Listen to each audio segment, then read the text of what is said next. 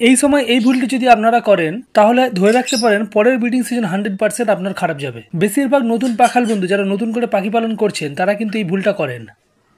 আজকে সেই ভুলটা নিয়ে আলোচনা করব এবং তার পরিপ্রেক্ষিতে এমন একটি টিপস দেবো, সেটাকে যদি আপনারা ফলো করেন তাহলে আশা রাখা যায় এর পরের যে ব্রিডিং সিজনটা শুরু হবে সেই ব্রিডিং সিজন কিন্তু আপনার খুব ভালো যাবে। আপনি হয়তো ভাবছেন যে ব্রিডিং সিজন শেষ হওয়ার সঙ্গে সঙ্গে কী এমন টিপস সেটাকে এখন থেকে মেনে চললে পরের ব্রিডিং সিজন ভালো যাবে। সেই জন্য পুরো ভিডিওটি আপনাকে দেখতে হবে, খুব গুরুত্বপূর্ণ ভিডিও। আপনি লাভবার্ড পাখি পালন করছেন বা জিগর পাখি পালন করছেন, উভয়ের ক্ষেত্রেই কিন্তু খুব গুরুত্বপূর্ণ আজকের এই ভিডিওটি। আপনারা দেখছেন দে পাখি হাউস। আমার চ্যানেলে পাখি সংক্রান্ত সকল ধরনের ভিডিও নিয়মিতভাবে আপলোড করা হয়। যদি চ্যানেলে নতুন হন, এখনও পর্যন্ত চ্যানেল সাবস্ক্রাইব করেননি, তাহলে অবশ্যই চ্যানেলটি সাবস্ক্রাইব করে রাখবেন পাখি সম্বন্ধীয় এই ধরনের ভিডিও পাওয়ার জন্য। তো ব্রিডিং সিজন শেষ হওয়ার সঙ্গে সঙ্গে যখন লাস্ট ক্লাস শেষ হয়ে যায় তখন বেশিরভাগ নতুন পাখাল বন্ধু কী করেন, তার কাছে যত বাচ্চা থাকে, সে লাভবার্ড পাখি হোক আর বা জিগর পাখি হোক, তার কাছে যত বাচ্চা থাকে সব বাচ্চা থেকে সেল আউট করে দেয় এবং কি করেন পরবর্তী যখন ব্রিডিং সিজন আসে তখন আবার মার্কেট থেকে নতুন করে আবার বাচ্চা কিনে নিয়ে আসেন। এটা তো একটা খুব বড় মারাত্মক ভুল। কারণ হচ্ছে সে এখন যে দামে পাখিটিকে বিক্রি করবে, যখন পরের ব্রিডিং সিজন শুরুর সঙ্গে সঙ্গে আবার পাখি কিনে নিয়ে আসবে, যে টাকায় বিক্রি করবে তার থেকে অনেক বেশি দামে কিন্তু সে পাখি কিনে নিয়ে আসবে। হয়তো আপনি বলবেন যে এই সময় তো তাকে আর খাবার খরচ করতে লাগছে না, এই যে কয়েক মাস তাকে পাখি হয়তো পালন করতে হচ্ছে না, তারপরে যখন কিনে নিয়ে আসবে তো সেটাকে যদি হিসাব করা যায় তাহলে হয়তো সমান সমান হয়ে যাবে। কিন্তু আমি তো আপনাকে বলবো ওই জায়গাতেই আপনি ভুল করছেন। কারণ আপনি যে পাখিকে আবার নতুন করে নিয়ে আসবেন, আপনার সেটআপে এসে যে সেট হবে সেই সময়টা আপনাকে আবার দিতে হবে। তাহলে কী হবে, আপনার ক্লাচ পেতে আপনি পাখির থেকে যখন ব্রিড পাবেন সেটা একটু লেট হবে। কিন্তু আপনি যদি এখন থেকে কোনো পাখিকে আপনার কাছে রেখে দেন, বিক্রি না করেন, তাহলে কিন্তু আপনার সেই সময়টা আপনাকে আর দিতে হবে না।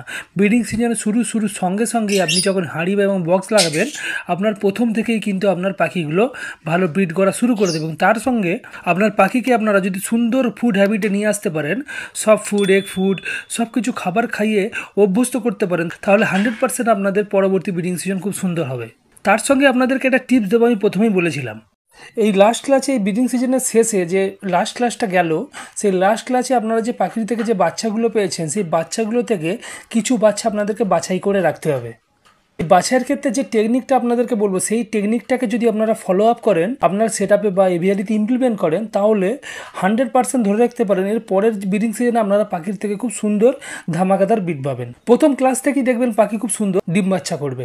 ধরুন আপনার কাছে লাভবার্ড কি বাজিগরের 10টা পেয়ার রয়েছে, আপনাদেরকে লক্ষ্য করে দেখতে হবে, বা আপনারা তো এতদিন ধরে লক্ষ্য রেখেছেন যে কোন জোড়া বেশি ডিম পারে এবং সেই ডিম থেকে যে বাচ্চা ওঠে সেই বাচ্চাগুলোকে খুব সহজে খুব ভালোভাবে মানুষ করে। সেইখান থেকে আপনারা ফিমেল বাচ্চাগুলোকে রেখে দেবেন। কোন জোড়া দেখবেন ডিম কম পারছে কিন্তু ডিমের ফার্টাইলিটি বেশি আসছে, হয়তো 4টে ডিম পাচ্ছে আর 4টে ডিমই ফার্টাইল আসছে, 5টা ডিম পাচ্ছে 5টা ডিমই ফার্টাইল আসছে, সেই জোড়া থেকে আপনারা মেল বাচ্চাগুলোকে নিয়ে নেবেন এবং ব্লাড লাইন চেঞ্জ করে করে পরবর্তী ব্রিডিং সিজনে আপনারা এই ফিমেল বাচ্চা এবং মেল বাচ্চাগুলোকে জোড়া দেবেন। তাহলে দেখবেন আপনার পরের ব্রিডিং সিজনে পাখি যখন ব্রিড করবে, ডিমের কোয়ান্টিটি বেশি আসবে, ডিমের ফার্টাইলিটি বেশি আসবে এবং মেল এবং ফিমেল দুজনেই কিন্তু অনেকটা বেশি কেয়ারিং হবে, বাচ্চাগুলোকে খুব সহজেই মানুষ করবে। এই জেনেটিক ব্যাপারটাকে যদি আপনারা লক্ষ্য রেখে মাথায় রেখে যদি আপনারা পেয়ারিং করেন, তাহলে ধরে রাখতে পারেন আপনারা পরের ব্রিডিং সিজনে কিন্তু খুব সুন্দর ব্রিড পাবেন। কিন্তু যারা নতুন পাখি পালন করছেন, যারা এইসব বিষয় জানে না, তারা কি করে সব পাখির বাচ্চাকে এখন সেল আউট করে দেয়। পরবর্তী যখন ব্রিডিং সিজন শুরু হয় তার আগে 1 মাস আগে কি 1.5 মাস আগে আবার বাচ্চা পাখি কেনেন, কি সেমি অ্যাডাল্ট পাখি কিনে নিয়ে এসে আবার ব্রিডে বসান। তাতে কি সমস্যা হয়ে যায়, হয়তো দেখবেন ব্লাড লাইন সেম হয়ে যায়, দোকানদার থেকে যখন পাখি নিয়ে আসে তখন ব্লাড লাইন হয়তো সেম হয়ে যায়, বা এজের তারতম্য ঘটে, বা রোগওয়ালা পাখি নিয়ে আসেন, ফলে কী হয় ব্রিডিং সিজন খারাপ হয়ে যায়, ব্রিড পেতে পেতে একটু লেট হয়ে যায়। অনেকের কাছে এসে পাখি ব্রিডই করে না, ফলে তারা কি করে বিরক্ত হয়ে গিয়ে পাখিকে আবার সেল আউট করে দেন, পাখিকে এক্সচেঞ্জ করেন। এই ধরনের জিনিস কিন্তু তাদেরকে করতে হয়। এখন থেকে যদি আমি যে টেকনিকটা বললাম সেই টেকনিক অনুযায়ী যদি আপনারা বাচ্চাকে নিজের কাছে রেখে দেন, তাহলে আপনারা কি করবেন, সেই বাচ্চাগুলোকে ঠিকঠাকভাবে আপনারা ফুড হ্যাবিটে নিয়ে আসবেন, ভালো মন্দ খাবার দেবেন। আরও কিছু কিছু প্রসেস রয়েছে যে এই গরমকালেতে পাখিদেরকে আপনারা অ্যাপ্লাই যদি করেন, সেই নিয়ে আমি একটার পর একটা ভিডিও নিয়ে আসবো। তো সেই অনুযায়ী যদি আপনার পাখির ক্ষেত্রে সেগুলোকে ইমপ্লিমেন্ট করতে থাকেন, তাহলে 100% পরবর্তী ব্রিডিং সিজন আপনার কিন্তু খুব ভালো হবে, খুব জবরদস্ত একটা পরবর্তী ব্রিডিং সিজন আপনি পেতে পারেন। এই জেনেটিক বিষয়টাকে মাথায় রাখুন, রেখে এখন থেকে বাচ্চা পাখিগুলোকে রেখে দিন এবং সেইভাবে পেয়ারিং করতে হবে আপনাদেরকে, মাথায় রাখুন। তাহলে কিন্তু আপনারা খুব সুন্দর ব্রিড পাবেন। আর যদি এই ভুলটি করেন তাহলে 100% আপনাদের পরবর্তী ব্রিডিং সিজন লসে ভরে যাবে, পুরোপুরি লস হবে।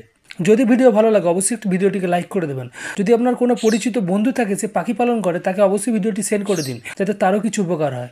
যদি চ্যানেলে নতুন হন, এখনও চ্যানেল সাবস্ক্রাইব করেন, অবশ্যই চ্যানেলটিকে সাবস্ক্রাইব করে রাখবেন পাখি সম্বন্ধে এই ধরনের ভিডিও পাওয়ার জন্য। যদি কোনো জিজ্ঞাসা থাকে অবশ্যই কমেন্ট করবেন, কমেন্টের উত্তর আপনি পেয়ে যাবেন। আজকের মতো বিদায় নেব। বিদায় নেওয়ার আগে একটাই আশা থাকবে, আপনারা ভালো থাকবেন, আপনার পাখিগুলো ভালো থাকুক, আর এইভাবেই দে পাখি হাউসের পাশে থাকবেন। ধন্যবাদ।